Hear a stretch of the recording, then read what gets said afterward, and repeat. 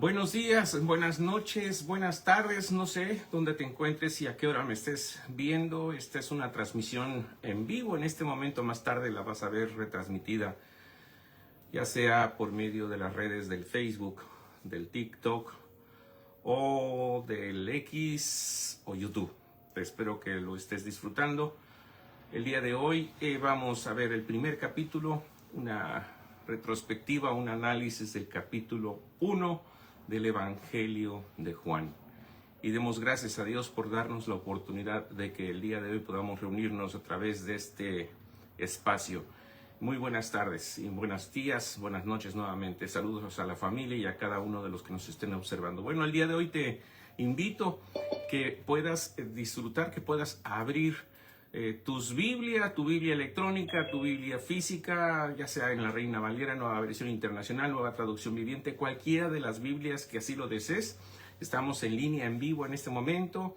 Estamos ingresando también en Zoom, personalmente en las reuniones que tenemos vía Zoom. Si quieres participar en nuestras reuniones de Zoom los miércoles y los domingos, puedes mandarme un mensaje personal a través de las redes y yo te daré las ligas y las formas de entrar también a nuestros grupos para que seas parte de estas pláticas, charlas, conversaciones o estudios bíblicos que estamos dando personalmente en las redes. Bienvenido seas en este aspecto. Y hoy quiero hacer énfasis que estamos viendo el capítulo primero completo del Evangelio de Juan, que es algo maravilloso, es para nosotros una experiencia maravillosa el poderlo estudiar. Y quiero hacer énfasis en este día que el Evangelio de Juan es en el primer capítulo en general, tiene la perspectiva de que es el texto más importante, uno de los textos más importantes y más profundos de la Biblia, que se divide en dos partes. Estas dos partes, una es principales, presenta primeramente teológicamente. Teológicamente significa estudio de Dios, en el estudio profundo de Dios. Presenta teológicamente quién es Dios, quién es Jesús en los primeros versos del capítulo. Del verso 1 al 18 nos presenta quién es profundamente, teológicamente, en el estudio de Dios, quién es Jesús, quién es la persona de Jesús. Y en la segunda parte del libro del Evangelio de Juan nos presenta sus primeros encuentros en el ministerio público, que llama a sus primeros seguidores, en el testimonio de los primeros discípulos que Juan nos presenta referente a su relación con los seguidores, ¿verdad? Y quiero hacer una pausa en este aspecto que creo que si no tienes conocimiento de la Biblia, de lo que son los 66 libros que se compone esta enciclopedia, que se juntaron estos libros y que nosotros la conocemos como Biblia, sea esta en la versión que sea la que utiliza la Iglesia Romana Católica o la Católica Evangélica, que son todas las iglesias que componen los evangélicos, sea esta bautista, luterana, presbiteriana, pentecostal, etcétera. Estos libros o este compendio de libros que se llama Biblia es donde viene la fuente de la historia de Dios, del cristianismo o del judeocristianismo. El Jesús que nosotros conocemos, que todos conocen, la fuente es la Biblia, Así que cuando tú dices conozco a Jesús o yo sé de Jesús, yo quiero decirte que lo que se conoce históricamente como Jesús, su fuente es la historia de la Biblia, de estos libros, de los evangelios. Así que yo te invito para que conozcas personalmente a Jesús, que te eches un clavado directamente a los evangelios, donde se presenta principalmente en Juan, Marcos, Mateo, Lucas, se presenta la presencia o la persona de Jesús, y ahí conoces personalmente a Jesús. Entonces, vamos a ver que el tema central del capítulo es que Jesús es el verbo eterno de Dios que se hizo hombre para tener y traer la luz, vida, salvación a la humanidad, al ser humano, a la civilización entera. Y aquí la perspectiva teológica es que lo más profundo que tenemos, lo más bello que tenemos como personas, como seres humanos en la civilización, es que Primera de Juan, la primer capítulo de Juan, revela 5 verdades fundamentales sobre Jesús. Y esto no es un mito, ya que pues te comento que se han hecho estudios legales, históricos, antropológicos, se han dado el veredicto de que estos documentos son históricamente verídicos, antropológicamente, históricamente, legalmente inclusive, se han llegado a la conclusión de que son verídicos, y pues por medio de la fe también nosotros consideramos que por medio de la fe estos también son ciertos. Entonces en el capítulo verso 1 al 3, Jesús es eterno y divino, es Dios. Dice: en el principio ya existía el verbo, y el verbo estaba con Dios, y el verbo era Dios. Jesús no tuvo principio. Él es plenamente Dios. Y aquí nos lleva directamente a la conclusión de que Jesús es Dios, Él mismo. Es la persona eterna de Dios. Es la segunda persona, Padre, Hijo y Espíritu Santo, la segunda persona. Entonces aquí la situación es que en el verso 3, por medio de Él todas las cosas fueron creadas. Es en el verso 2, 3, en el 3. No existía sin Él. Jesús es el creador de todas las cosas. El verso 4, 5 y 9, la vida de Jesús es luz para la humanidad, y las tinieblas, pecado, maldad, ignorancia, no pueden apagarla. O sea, luz eterna Jesús es. Y nada de lo que existe en la humanidad que ha sido pues a consecuencia del desvío. Miren, la palabra que pecado usamos es desviarse, errar el blanco, equivocarse, apartarse, ¿de acuerdo? Dios no creó el pecado, es el hombre, la civilización, ha sido el desvío, es errar el blanco.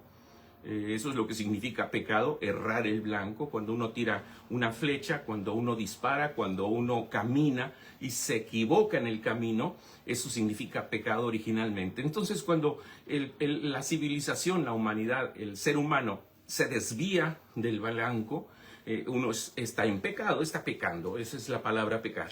¿Okay? La maldad, la ignorancia, la falta de atino no puede contra la luz que ejerce o que es Dios mismo.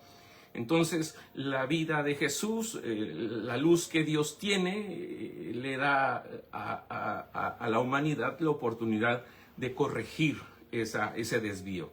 Y no puede la humanidad, nada de lo que puede en la civilización puede apagar esa luz. Jesús es la luz que vence las tinieblas, que vence las tinieblas. No estamos hablando de las tinieblas generadas directamente por el maligno, el adversario, no. Estamos hablando de las tinieblas que el mismo hombre, ser humano, genera. Consecuentemente también de todo lo demás. Pero este evangelio no está dirigido a Satanás, Lucifer, a los demonios. Está dirigido a ti y a mí. Está escrito para ti y para mí. Para nosotros, para la civilización, para el ser humano. Así que es un mensaje directamente para la eternidad de nosotros, para hacernos conscientes de la esencia de lo que es Jesucristo. Por eso es que estos versos no son aplicables al adversario. Hay otros libros que son aplicables al adversario. Esto es para ti y para mí, para ti y para mí. Así que cuando dice el verbo se hizo carne y habitó entre nosotros y hemos visto su gloria, Dios no se quedó lejos, se hizo uno de nosotros.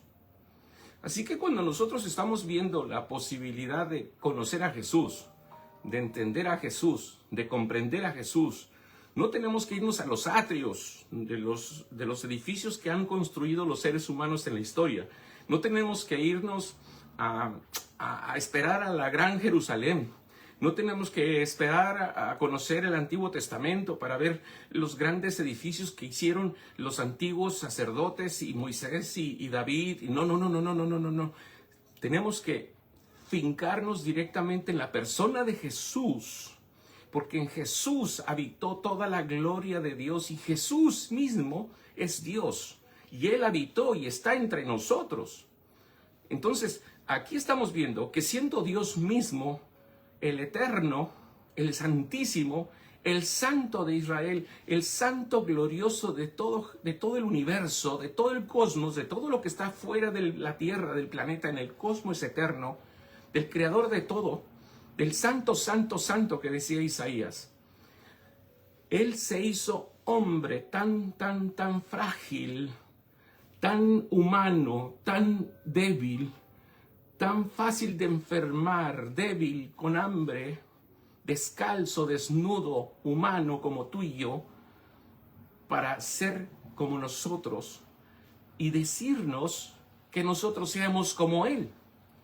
Y aquí nosotros hemos visto su gloria. No, Dios no se quedó lejos, se hizo uno de nosotros.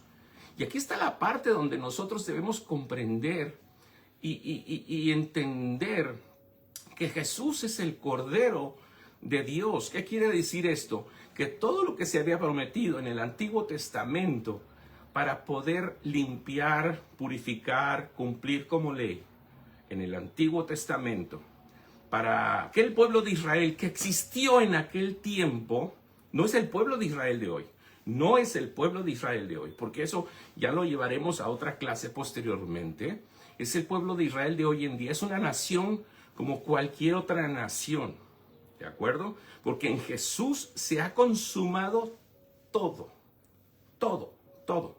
Jesús empezó una nueva época, un nuevo pacto. En Él está ya fincada toda la nueva forma en que la Jerusalén, que es la iglesia hoy en día, el cuerpo de Cristo, la Jerusalén de hoy es la iglesia de los creyentes, de los que creen, de los que han sido llamados hijos de Dios. Entonces, aquella Israel de Moisés, de David, etcétera, tenían una promesa de inmolar a un cordero, el cual llevaría todos los pecados del mundo que creyera en él. Y en la cruz del Calvario, pero no nos vamos a adelantar a los últimos capítulos de Juan, pero Jesús es el Cordero de Dios. Esto es en el verso 29. Juan el Bautista declara esto, que es el último de los profetas.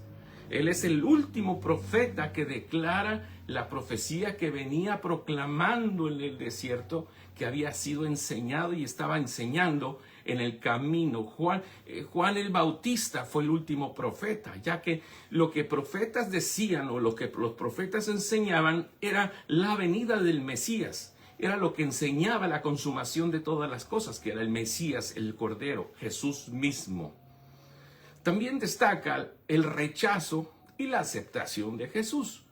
Y es algo profético también, que van a ver ustedes que en sus Biblias, casi el 99% de las Biblias, tienen pequeñas notas en las cuales los llevan a verificar las profecías que se van cumpliendo conforme se van diciendo las cosas en los renglones de sus Biblias. Cuando Juan el Bautista, por ejemplo, dice el Cordero de Dios que quita el pecado del mundo, van a ver ustedes una pequeña frase ahí que los lleva al verso del Antiguo Testamento donde se explica dónde dice esto del Cordero de Dios. Igual cuando se habla de Elías, cuando Jesús dice alguna cosa del Antiguo Testamento, van a verificarlo esto siempre. Y si tienen una computadora o lo están viendo en la tableta, automáticamente la tableta los va a llevar al verso al que se está refiriendo este párrafo o este verso o estas palabras de Jesús o de algún evangelio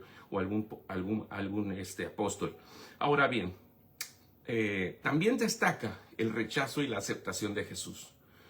El verso 11 dice, muchos no lo recibieron, pero los que lo recibieron, fíjense bien, y esto es importante.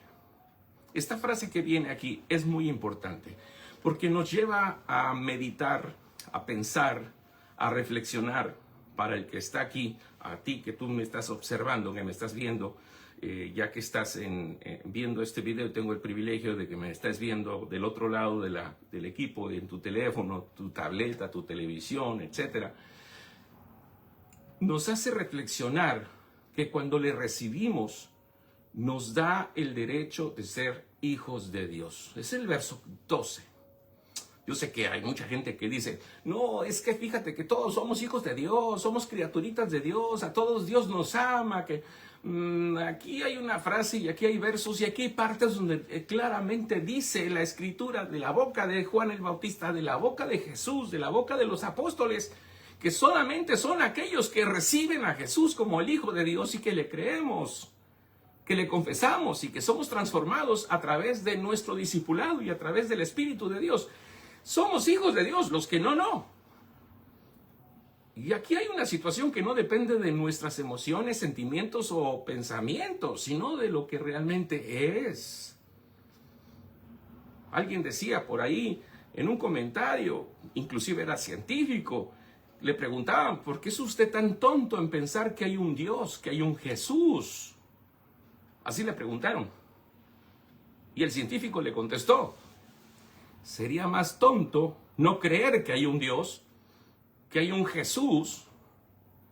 Sería más tonto irme al infierno. Ponte a pensar en eso. Pero no me quiero desviar. Y el verso 11 continúa al verso 12 que dice, pero los que le recibieron les dio el derecho de ser hijos de Dios. Hijos de Dios. Fíjate que aquí ya no es pueblo de Dios.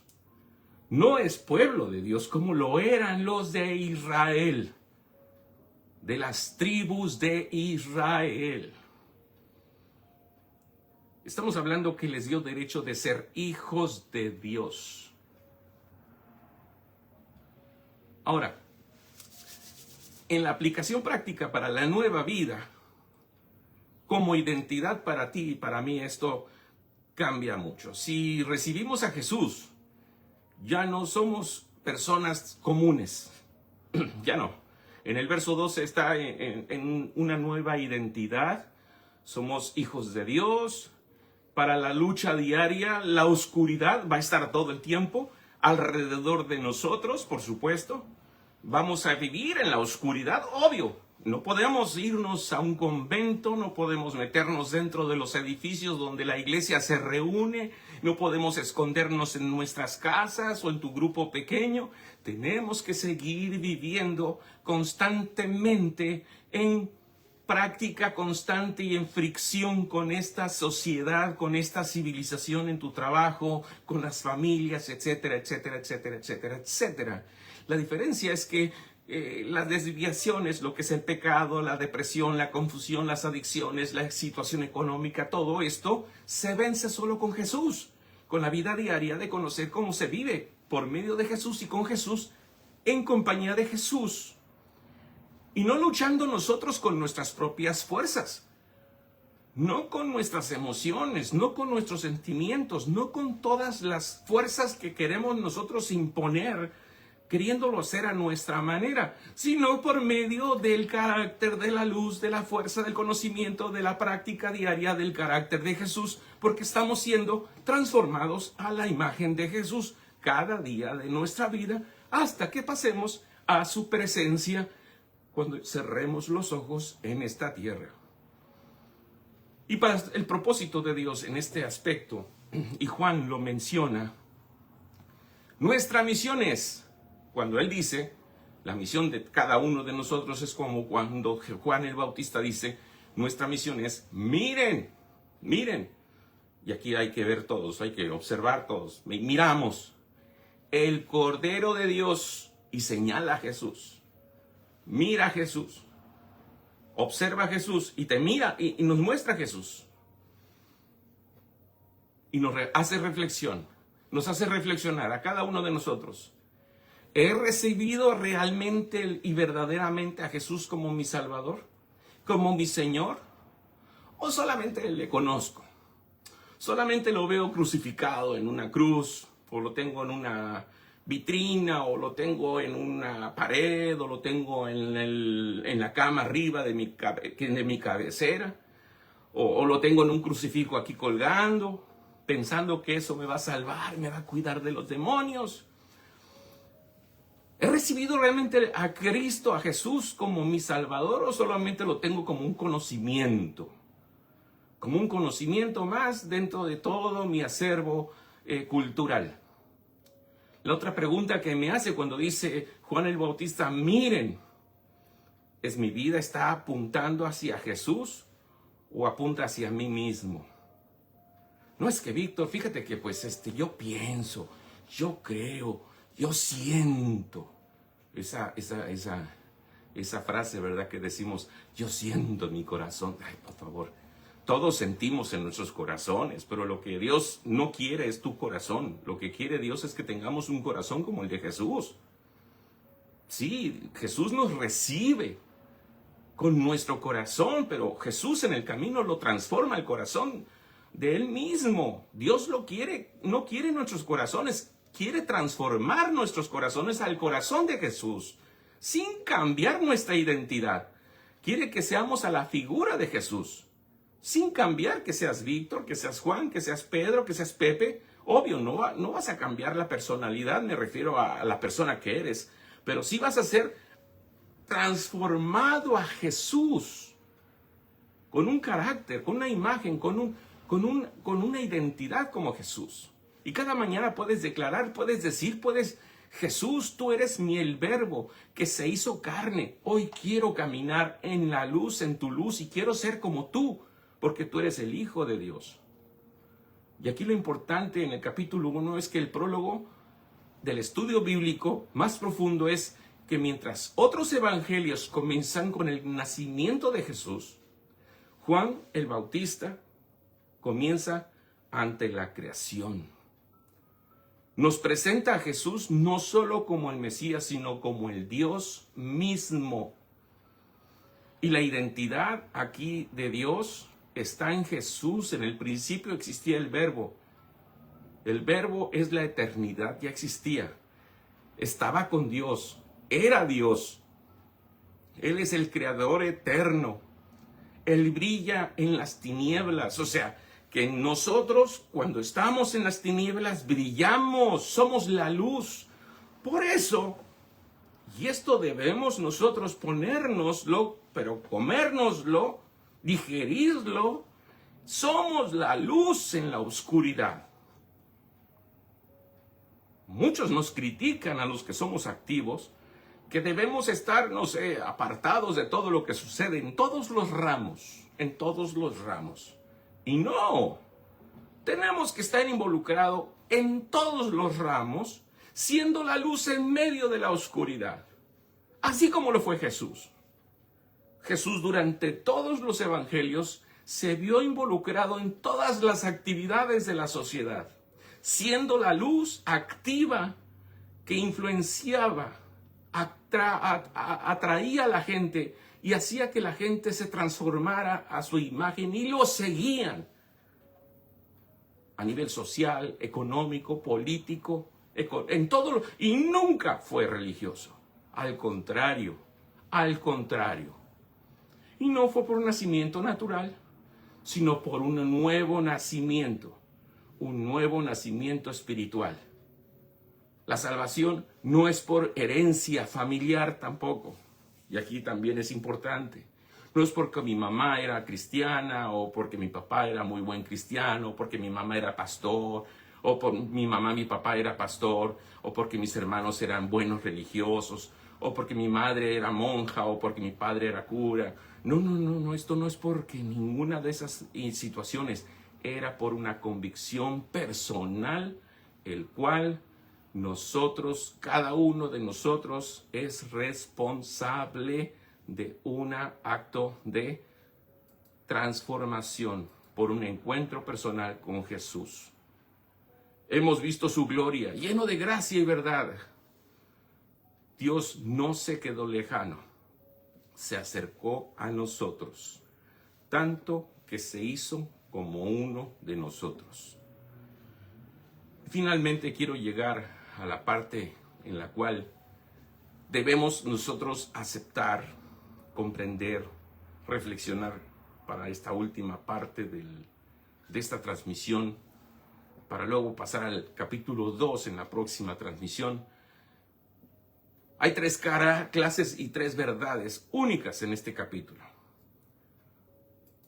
Jesús no es solamente un buen hombre, no es un profeta, No es un ángel del cielo, ni tampoco ni es el hermano del diablo, como dicen algunas sectas por ahí, por favor.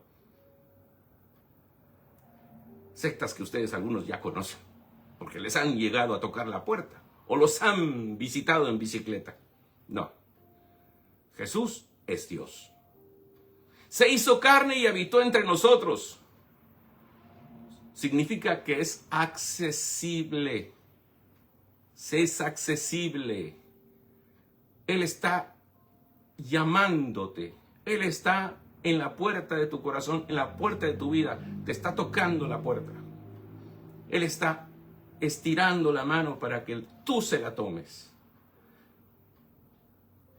Y a los que le recibieron, y eso que te quede bien, bien puesto en tu mente, les ha dado el derecho de ser hijos de Dios.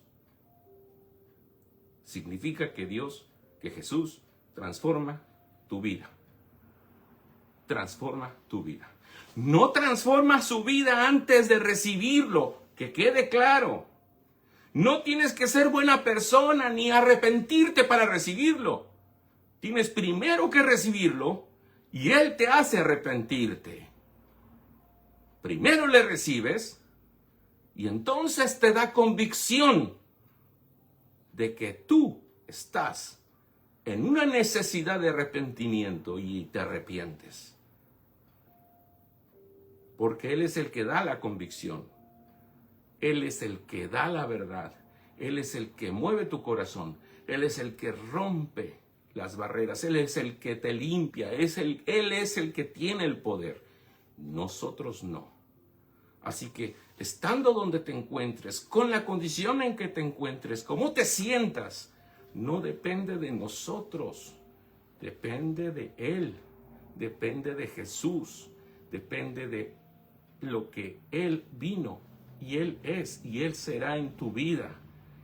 Por eso es que no esperes un segundo más para recibirle.